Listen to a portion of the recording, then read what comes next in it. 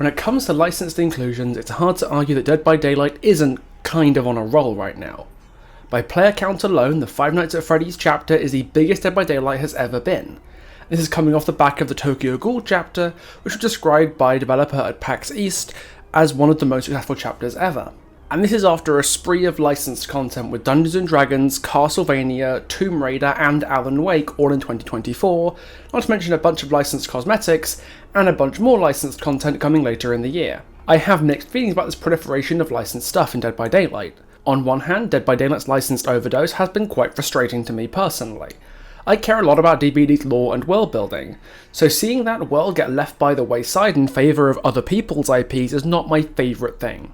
But I also have to acknowledge how insanely biased I am in that respect. I make videos about DBD's lore on a regular basis, so I'm one of the very few people with a vested professional interest in Behaviour making more original chapters. And it doesn't help that, with the exception of Tomb Raider, I didn't really care about or actively disliked many of the licensed IPs we've gotten chapters for in the past couple of years, so of course I'm going to be down on them a little bit. If the chapters for Castlevania, Five Nights at Freddy's and Tokyo Ghoul were for, say, Terrifier, Malignant and Predator, I know full well I'd be singing a different tune about the recent spree of licensed content. I'm as vulnerable to my glup shittos being dangled in front of me as the rest of us. And at the end of the day, the popularity of these releases speaks for itself. A lot of these releases didn't have anything really for me, but there's clearly something about them that appeals broadly to a lot of people, and it wouldn't be fair for me to disregard that.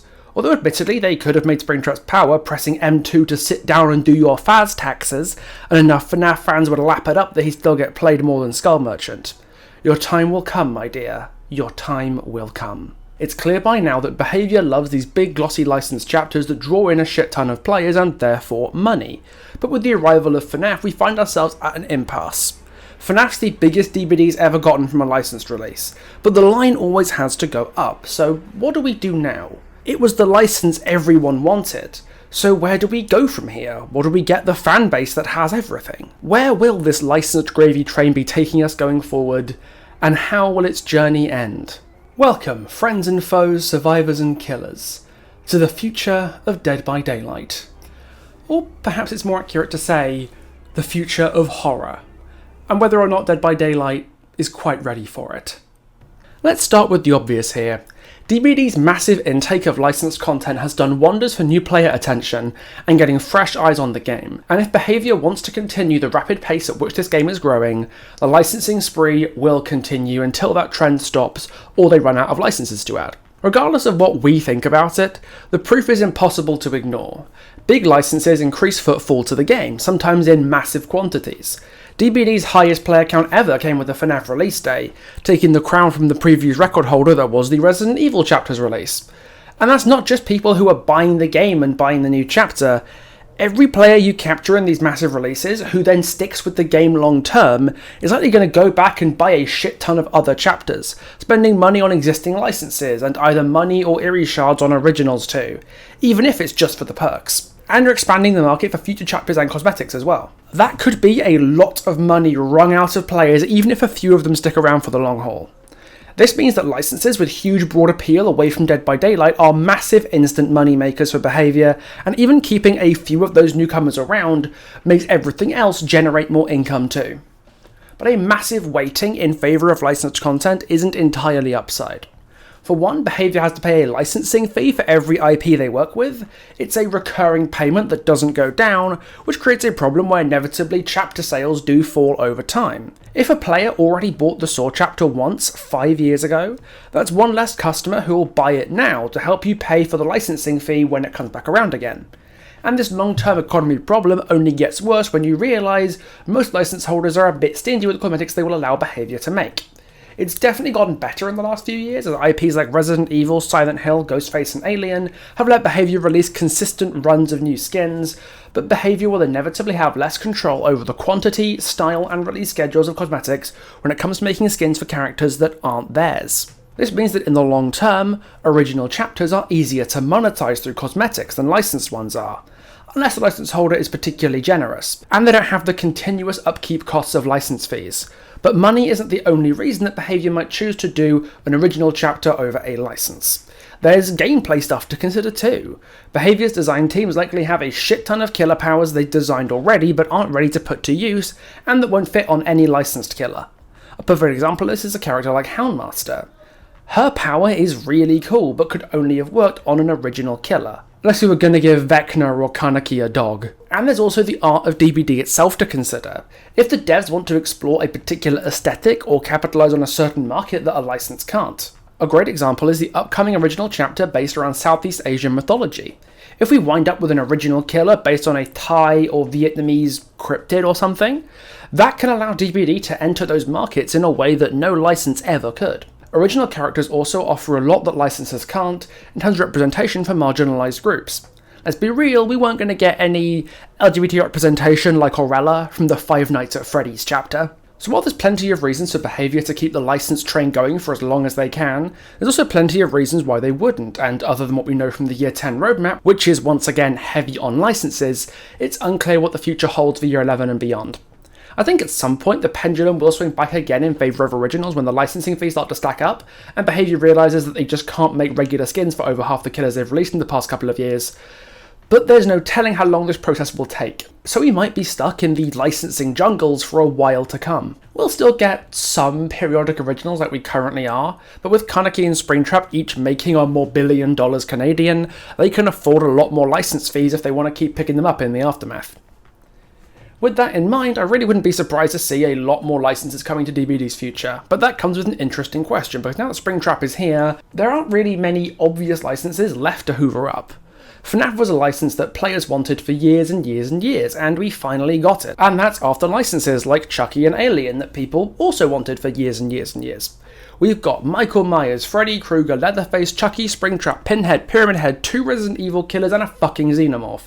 If there's a big name in horror that could maybe work in Dead by Daylight that a random player might have always wanted, chances are that we already have them. The only always wanteds I think that we're missing are Jason, Pennywise, and a Predator. And we know full well that 2 of those have a standing invitation to the fog, and the 3rd one's almost definitely happening soonish due to Behaviour's closeness with Disney. So that just begs the question, if the always wanteds are mostly dried up now, what will Behaviour do to fill out new licensed chapter releases? The cop-out answer here is probably just to do more of the same. Pump out sequel chapters to some of the most successful licenses that we already have. They've done it before. The second Resident Evil chapter brought Wesker to the game alongside Rebecca and Ada, and while it didn't push DBD's player count as high as the first chapter did, it was still a rampantly popular release, and Wesker remains one of the DBD community's most beloved killers to this day. With the one example we have, we can see there's clearly some audience there for a licensed sequel chapter, and there is also some enticing candidates who could be ripe for it. A second Silent Hill chapter, perhaps using characters from some of the other games like Harry Mason, Walter Sullivan, or the cast of the upcoming Silent Hill F. A full Evil Dead chapter with a killer and a map to go alongside Ash.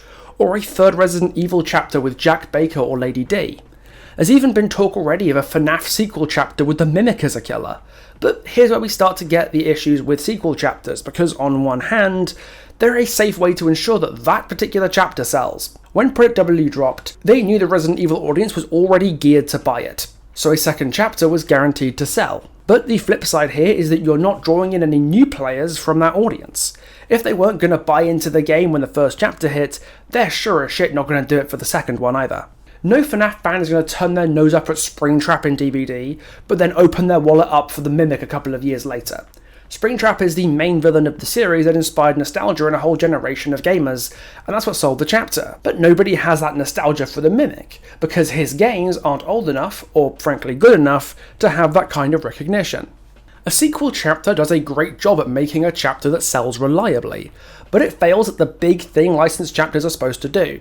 Bring in new players and capitalise on a market share from another fandom. Your existing fans will buy it for sure, but you're taking on the burdens of a licensed chapter, with the licensing fees and the restrictive power choices and the lack of flexibility in cosmetics and future monetization options, without the big bonus of drawing in new players that licenses normally excel at. Wesker was a historic success. That was more to do with the power creating one of the most beloved killers in DBD history. If that power had been attached to a new licensed killer instead, it could have brought in these new players who'd buy a load of old content to get up to date, and made a massive instant windfall. Or if it had gone on a new original, Behaviour could have made a new skin for them every 4 months and raked in reliable cash forever without having to pay a penny in license fees. As such, I'm not convinced the future of Dead by Daylight licensed content lies in sequel chapters, but that doesn't mean Behaviour won't try them anyway. At minimum, I expect we'll get either a third Resident Evil chapter or a second FNAF chapter. Both with most successful licensed chapters ever at their time and clearly have more to offer, or at least the devs think they do. But sequel chapters struggle to meet the goals that licensed chapters normally strive for, and to be honest, there's not enough options for future sequel chapters for this to be a sustainable plan anyway. Instead, I have an alternative, one enabled by Dead by Daylight's large size and relative clout in the wider world of horror. We're running out of older material to adapt into chapters, so why shouldn't Behaviour start taking a look at something a bit newer? I always find it hard to estimate what percentage of my viewer base is horror buffs who play Dead by Daylight versus gamers whose main proximity to horror is DBD. But in case you're not aware of the goings-on in horror cinema right now, it's good. It's really, really fucking good. Horror fans at the box office have been feasting, month in and month out. And there is no better recent example of this than Ryan Coogler's masterpiece, Sinners. Sinners is an absolutely glorious period movie, set in Jim Crow-era Tennessee and featuring Michael B. Jordan, who plays the outlaw twins Smoke and Stack. They've come back home to Tennessee after making their fortune in Chicago and intend to start a club for the black community that they left behind all those years ago. A congregation of people that the club brings together attracts a hungry evil that signals this period drama veering into a proper horror movie. But I won't go too much into it because, spoilers. But what matters here is the impact the film made and the box office returns on it. Sinners made $364 million globally, which is a completely insane figure, and it means Sinners is the highest grossing original live action movie since Avatar 12 years ago, the highest grossing movie of all time. And that's an R-rated, violent, bloody horror movie making this much money. Word of mouth allowed the film's phenomenal quality to snowball into a reputation that caused its box office returns to skyrocket, far beyond what anyone could have anticipated, especially for a movie like Sinners, and it demonstrates something important that we need to bear in mind for DVD. Modern horror movies can be really, really good. Don't need to depend on an existing IP to get recognition and acclaim, and so far for Dead by Daylight, they represent a mostly untapped market. I hope you understand that I'm not talking about Sinners specifically here, I'm just using it as an example.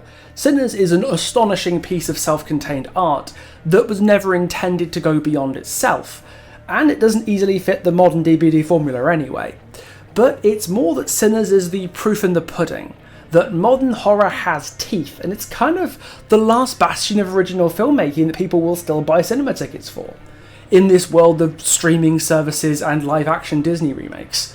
While half of Hollywood is burning down because nobody's made a mid-budget action flick or romantic comedy since 2011, and the other half is cameoing in Marvel movies, horror cinema is going through an absolute renaissance. In my opinion, horror cinema in the 2020s is having its best decade since the 80s, and it seems insane to me that Dead by Daylight isn't taking a piece of that pie yet. I'll be the first to agree that Sinners is probably not the kind of thing we want to be looking for in a chapter, although I'm sure if Ryan Coogler changed his mind and decided he wanted to turn Sinners into a proper franchise, then Matthew Cote would be battering his door down before long. But there are many candidates from modern horror cinema that would be amazing fits for The Fog, that clearly do fit the franchise formula and have either gotten themselves already established as franchise material or look well on their way to doing so. I've spoken about two of these on the channel before that occupy completely opposite ends of the horror spectrum: Megan and Terrifier.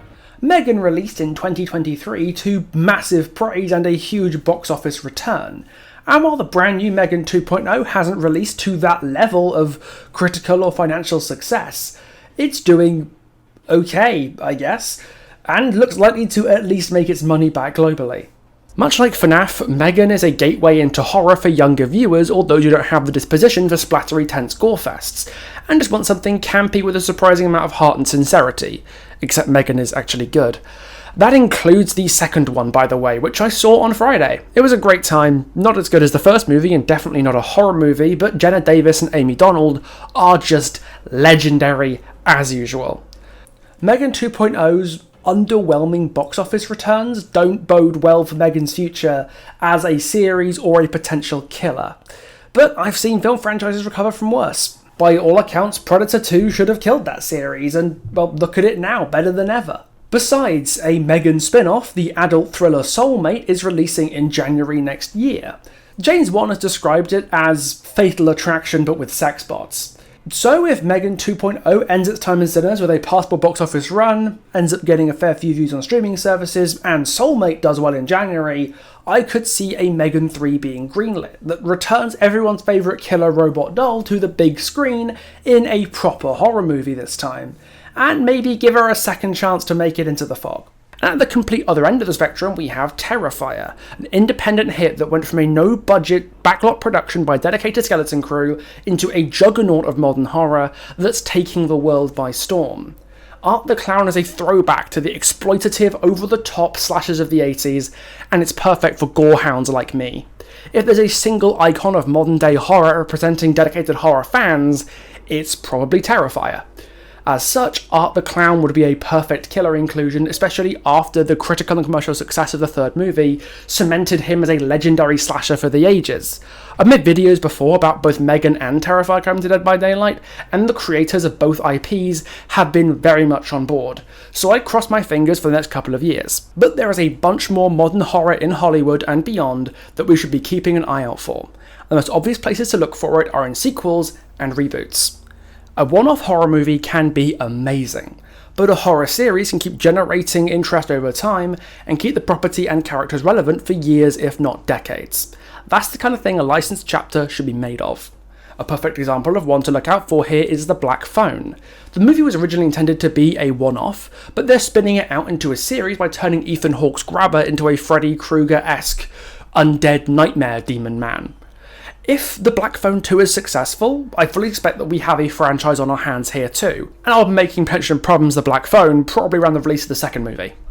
Similar story with the Toxic Avenger remake coming out in August, the new Silent Night Deadly Night in December, and I Know What You Did Last Summer's remake coming out in July. If these movies have legs, we could end up introducing a whole new generation of horror lovers to these iconic characters and generating a market for a potential chapter. Not to mention all the brand new original high quality horror movies we've had that stand a good chance of getting sequels and becoming burgeoning horror franchises of the future. I'm talking Heart Eyes, I'm talking Clown in a Cornfield, I'm talking Fear Street. In a just world we'd have a Malignant sequel by now. And that's not even taking into account the upcoming horror movies that look good and could become something expansive and special over time, like Weapons. Or individual movies that still made a huge cinematic impact, like Robert Eggers' Nosferatu. I'm not saying everything here should be considered for a chapter, especially not the unreleased stuff that might just suck when it comes out, but I'm saying that anything here can be. We're in such an exciting time for horror media these days, the best it's been for almost half a century, and this isn't just limited to cinema either. Obviously you've got new entries from the worlds of Silent Hill and Resident Evil, but you just had to look at the Summer Games Fest, Future Games Show Summer by God, I fucking... Just call it the Future Games Showcase, you morons. The Future Games Showcase, the Summer Games Fest, and others, to see a bevy of really exciting upcoming horror titles. We've got Chrysol, Theatre of Idols, with a dark gothic fantasy Spain, featuring killer clockwork nuns. We've got Sleep Awake, this bizarre and stylish sci-fi psychological horror due for release next year. We've got Ill, an upcoming survival horror game in the style of Resident Evil 7, with some amazing looking medical body horror that's right up my alley. We've got whatever the fuck's going on in Ritual Tides. I played the demo of Luto recently, which released on the 22nd of July, and I loved it. It succeeded in making a bedsheet ghost genuinely spooky, and I can't wait to see the game in full. None of these are going to be the next Resident Evil or Silent Hill, but there's still positions open to be the next Evil Within or Dead Space, and all of these games look like they at least have potential. Oh yeah, and there's another Bending in the Ink Machine game in production, or alongside a movie by Andrei Ovredal, the guy behind the Autopsy of Jane Doe, so that might actually be good. Let's mark Bendy down as well. The world of modern horror is wonderfully diverse and exciting, and only looks to be getting even more so. And if Dead by Daylight wants to truly live up to the notion of being a Hall of Fame of horror, then some of these modern classics feel like natural inclusions. And it would probably make licensing deals easier to draw up as well, because if you're working with an IP that has something new in the pipeline, that marketing goes both ways this time. It isn't just behaviour playing off nostalgia, the license holder also benefits from the increased publicity because it draws DVD players to their product. We've seen this with FNAF, Alan Wake, Tomb Raider and Alien. DBD's FNAF chapter released within weeks of the newest FNAF game, Secret of the Mimic. And the chapter and base game were even packaged with Secret of the Mimic on Steam in a special deal. Lara Croft arrived in DBD in July 2024, only 3 months before the animated show The Legend of Lara Croft arrived on Netflix. DBD got the Rain Carradine skin for Ripley on the opening weekend for Alien Romulus, and Alan Wake's Survivor half chapter in January 2024 was released in between Alan Wake 2 in October 2023 and the Night Springs DLC for Alan Wake 2 in June 2024. Behaviour is no stranger to timing chapter releases around other stuff the license holders make, but in a world where we get more licenses from modern horror franchises that are actively in development, I can see this happening more frequently. It's why I suspect the last chapter of this year, the one with 2 survivors and 1 killer, will be Predator, to line up with Predator Badlands releasing in early November, which should be about when the chapter PTB hits. And with these hints from Steve Barton suggesting that Art the Clown is coming to DVD at some point, in just a matter of time, I'd put my money for a Terrifier chapter's release window at September next year, to coincide with the planned release of Terrifier 4 in October 2026. In my opinion, modern horror is the future of Dead by Daylight, at least it should be, because we're in an age of high quality horror, and Dead by Daylight having the size and influence that it now does would do well to capitalise on that. But do I think that's what they necessarily do? I'm not sure, because there's a glaring alternative that Behaviour might well go for that more and more people have started to talk about. Yeah, let's talk about Darth Vader in Dead by Daylight, and more importantly, what that discussion represents. FNAF and Tokyo Ghoul have obviously been huge events in DBD's history to the point that they're going to be very hard to top by raw player numbers. And the only way you're going to really do that is by going even bigger. And if you can't go bigger than Five Nights at Freddy's in the world of horror, then I guess non-horror licensed crossovers with gigantic cultural cornerstone IPs like Star Wars look like the next logical step. This idea scares me for a number of reasons, not least of which being that we don't need an influx of new players at this point. Dead by Daylight has literally never been bigger.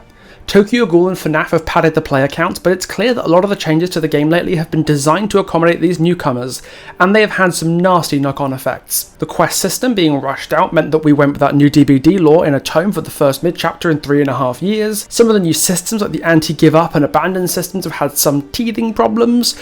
These servers are struggling with whole lobbies being put on the wrong servers consistently, and the game is unspeakably buggy at the moment, with huge squads of killers being completely unplayable.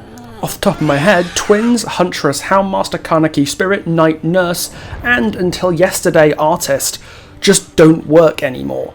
Someday they'll fix you, Twins. Someday. At this point, Twins just need a full recode like the one that Nurse got, because the killer works even less consistently than they used to now. But that's beside the point.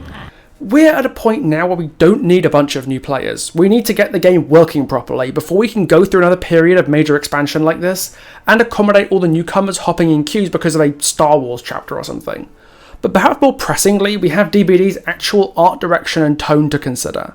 What sets DBD apart from the other IP crossover extravaganzas like Fortnite is the way that licenses usually have to bend to accommodate DBD's darker horror tone as opposed to the game bending around the IPs. But if deviating from that horror tone becomes more normal because Behaviour wants money and they need Star Wars or Undertale or Harry Potter or JoJo's Bizarre Adventure, then that tone will inevitably get worn down under the wheels of the IP train.